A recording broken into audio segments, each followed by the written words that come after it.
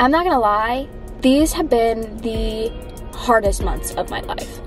I was like this close to dropping out of college. I am not recovered from my eating disorder.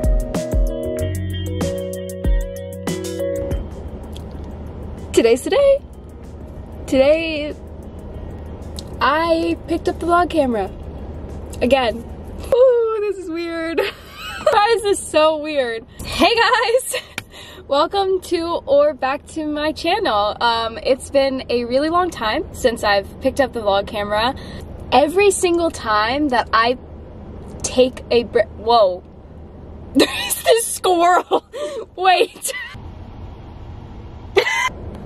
Every single time that I pick back up the vlog camera, after taking any sort of break, like I am just a completely different person than the last time I picked up the camera. Honestly, I think this time,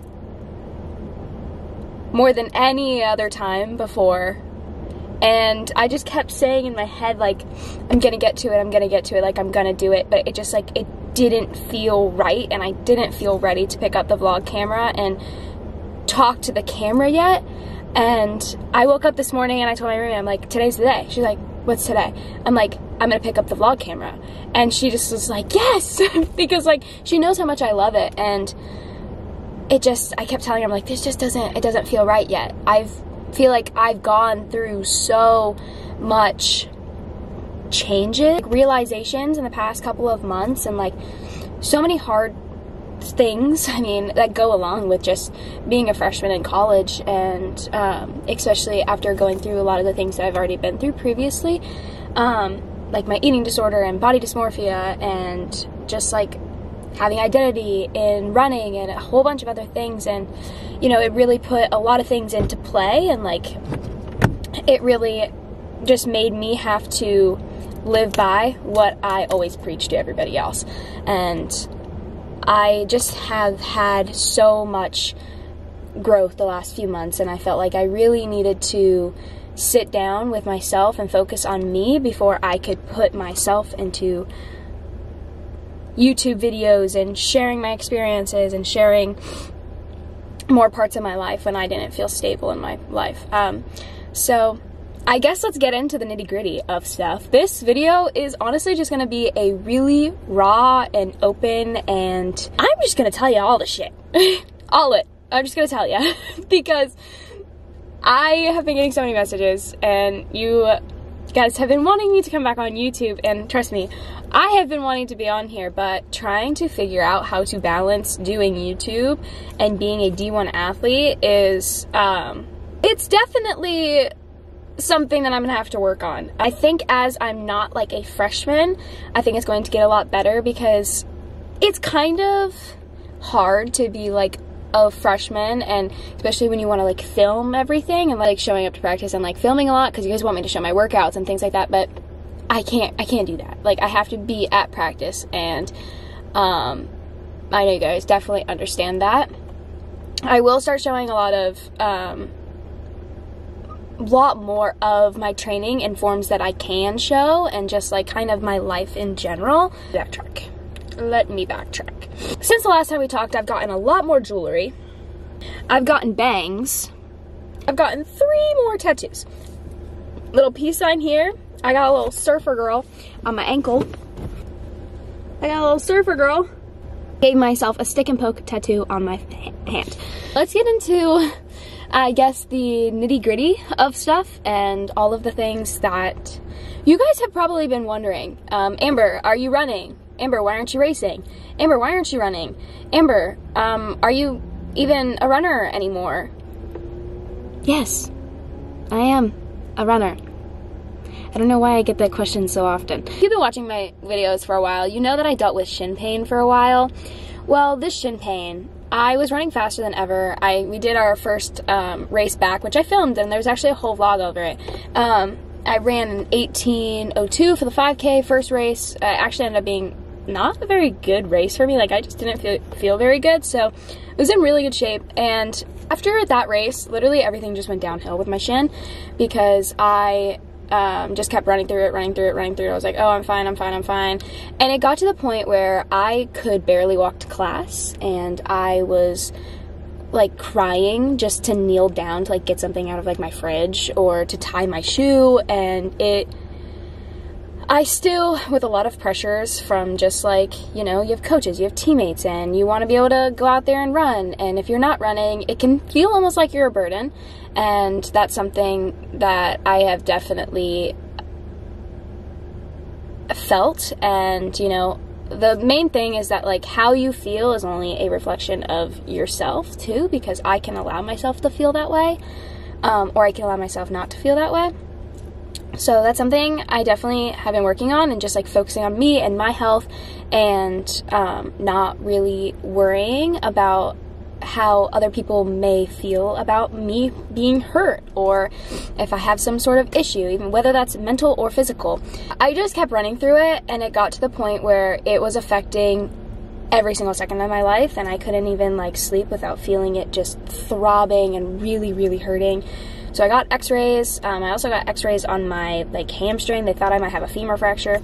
No fractures. I'm healthy. My shin just was so incredibly inflamed that like I had to stop running. Like I could barely walk anymore. And so I started just cross training, and I cross trained for like a month and a half. I think I did not touch the ground. And finally at the point where I can run again. And I've talked with my coach, and we've kind of figured out a system that works for me and works for my body, because like I did go through an eating disorder for 5 years. I starved myself. My coach described it as I'm trying to decorate a house that doesn't even have the foundation that's built yet. So we have really just been focusing on strength training and taking as much impact off of me as possible. So on all easy days, I just cross train, and then I run 3 days of the week. So yesterday I actually got to do 2 workouts this week, and I got to do a long run yesterday of 9 miles. And I really feel like the cross train that I did for the months like really kept my fitness like good, because I mean I've been feeling so good on my runs, and it's made me so happy. And I think that's also why I feel ready to pick up the vlog camera, because so with training we've definitely figured out that like I just need a lot less volume right now in order to stay healthy and be able to perform and compete, because like, you know, that's all I want to do. Like I would go to the races, and I went to a couple of the races, and I would just cry because I was so sad. I want to be out there so bad, and I know I'm capable of, you know, being out there. I just have to stay healthy, and that's like the #1 goal with me, is just like I just want to be fucking healthy. I just need to stay healthy. It's been really hard to stay healthy when an eating disorder for 5 years, and you have so much missing base and missing things that just need to have time to get stronger and build up. So I have gotten really strong in the gym, which is literally insane to think of where I started and where I'm at now. I can like glute bridge 215, pull-ups. I've gotten so much better at pull-ups. I've been getting into rock climbing. Just, I'm not gonna lie, these have been the best months of my life. But at the same time, they have also been the absolute best. I have met so many amazing people, including like my roommate. My roommate is my best friend. I did not think I would ever become so close to somebody in such a short period of time, and be able to share just everything with them, and in her have conversations, and she's not afraid to call me out on stuff. Like I am somebody who's very I live in my own world. I tend to not really think of other things that are going on other than like what's happening in my immediate world, or just like what I'm doing or where I'm going and stuff like that.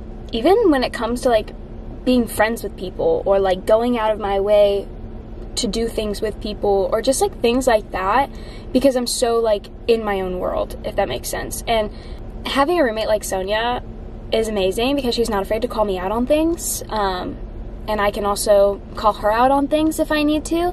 And you know, like calling out, that can sound bad, but it's not in a negative way. We both have such different views on life and such different views on life, but they're also so similar, and we are both just trying to be the best versions of ourselves. And it's almost like we're just working together to become the best versions of ourselves, whatever that version is for us. She just gets me more than anybody else has ever got me before. Anybody. I also really need to talk about something. I am not recovered from my eating disorder. I'm not recovered from my eating disorder. I am at the best spot, like I always say, like I am at the best spot I have ever been in. I am weight restored, and I don't obsess over every single thing that's going into my body anymore like I used to. Like, I can go out with friends and I can go and get ice cream if I want it. I can go and eat things I don't know everything that's in it. So I'm back. Recently deleted 15 minutes worth of footage that I did yesterday, so I'm about to refilm it right now. Like I was saying in the last clip, like I am not completely recovered from my eating disorder, and I am okay with saying that. And I made a post about this a little bit back, and I'm really proud of the progress that I have made, but ultimately I'm not where I want to be. And the main thing that keeps me so attached to my eating disorder, I think, is my insecurity of my body. I, for some reason, have always been very, very insecure of my stomach, no matter what, and I don't know if that's because I grew up in a family that pretty much everybody had ripped abs. Like, for me, wanting abs is literally what kept me stuck in my eating disorder for so long. I had this obsession with just wanting abs, and I would work out for so long a day just working abs just in order to try and get them, and that obviously doesn't make any sense. And that is honestly one of the biggest insecurities that I have.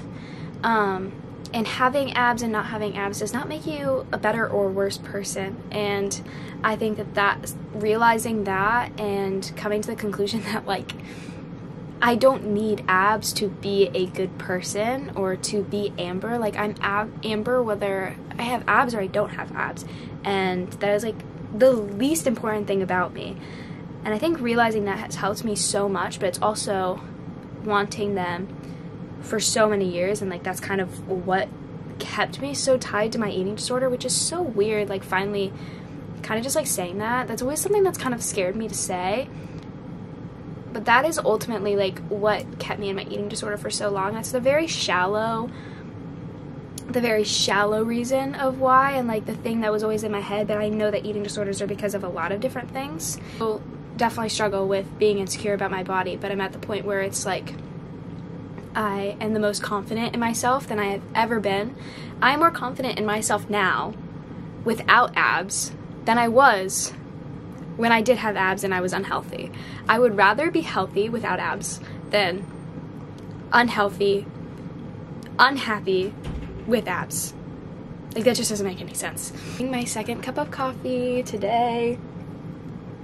I really feel like me still struggling with my eating disorder and my negative body thoughts and body dysmorphia has definitely affected a lot of my relationships, just in general, because I still do get a lot of fear with like eating certain foods and going out. I've also realized how far I've actually came.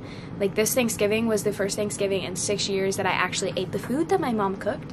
Going to our calf is a challenge for me, and going with my team, and like that's something that I think has definitely affected my relationships, is like going constantly does hurt my stomach, but it also is mentally tough sometimes, and I'm trying to find that balance in between both. And that's definitely something that I've been struggling with, and it's hard because sometimes I get scared that the team is going to think that like I don't want to hang out, or like I don't want to spend time with them, or like I don't want to be with them, when in reality I'm just like dealing with my own things.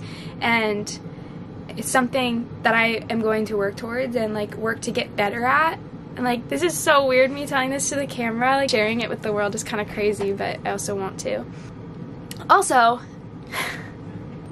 funny story, I was like this close to dropping out of college. Yeah. As many of you guys know, like, I am not a school person.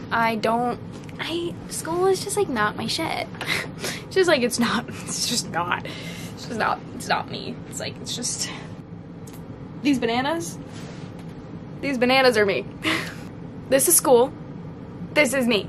I've just never seen the point in like going to classes and learning things that like I'm probably never going to use in my entire life. Because like, I don't want to be a doctor. I don't want to be a scientist. I don't want to be something like that. I want to create. I want to explore, and I want to figure out new, creative, innovative ways to make money or do what I want to do. And school has just never really felt like it was teaching me anything that I really needed for like value in my life. But then I found philosophy. When I tell you the light switch that went off in my head when I realized that like I wanted to be a philosophy major, my whole life got so much better. Everything, because then I actually wanted to go to school. I actually wanted to be in college. I actually wasn't just here because I wanted to be running. Like, I'm here because I want to learn what I'm going to learn in my philosophy classes. Because I know what I learn in my philosophy classes, I can apply to literally everything else in my life, and I feel like I do that every single day now. Like, what I learn in my philosophy classes, I use every single day in my life. And like, to be able to say that is so cool. And the abstract thinking that philosophy gives me is something that I know whatever I choose to do in the future, which I don't really know, I can apply all the things that I learned in my philosophy class. Which, for me to actually enjoy school, like, if you don't know what major, like, if you're anything like me and you don't know what major you want to do and you're like, well, I don't want to be a scientist, I don't know, okay, try philosophy. Philosophy has changed my life. I didn't want to be in college anymore, and I remember crying for days straight to, like, my roommate was like, holy shit, something's wrong. And I was like calling my dad, calling my mom, and I was like, I don't see the point. And I wasn't able to run at this point either, so like that, not being able to run on top of hating school so much, being away from home, dealing with a lot of eating disorder stuff, I was like, what am I doing? What am I doing? But I was like, I'm just gonna stick it out because I know that this is just a wave and I just have to ride it. And I remember I was sitting in my philosophy class after bawling my eyes out, and we started talking about how like life isn't about what happens to you, it's about how you react to it internally. And that whole lesson, like, I've heard that 1,000 times before, but how we learn it in my philosophy class, literally my whole brain switched and I was like, wait, this is a major. I was like, I want to learn this every single day, every single class. And Italian is kicking my ass. But that's okay, because I got my philosophy classes, and if I have to stay in study hall for another semester, that's okay. I just want to let you guys know, grades don't define you. They really don't. They are a number. I actually learned this in my philosophy class. Just a number on a paper. It's just a number or a letter, and it has really no significant value unless you give it that significant value. Finals are coming up. Breathe. It's gonna be okay, I promise. Yeah, so I'm not dropping out of college. I really like college now. You can call me Philosopher Amber. If you made it this far in the video, actually, comment Philosopher Amber. That will make me so happy. Bro, life is wild. Like, sometimes I just sit here and I'm like, we're on a rock, floating around the world, or floating around the sun. If you're struggling right now, just know that this moment is temporary. You're on a wave, and this wave shall pass. You will feel good again. I have class. Thank you guys so much for watching this video. I know it was all over the place, but you know, life can be all over the place sometimes. And I want you guys to know that I'm genuinely doing really good now, even though I'm very good at being at some moments and then quickly going down and then quickly being up again. So we'll see how I'm doing in a week, but I'm gonna be doing good because there's so much to be thankful for. And remember to stay positive, stay hype, and live your life on a runner's high. Peace out!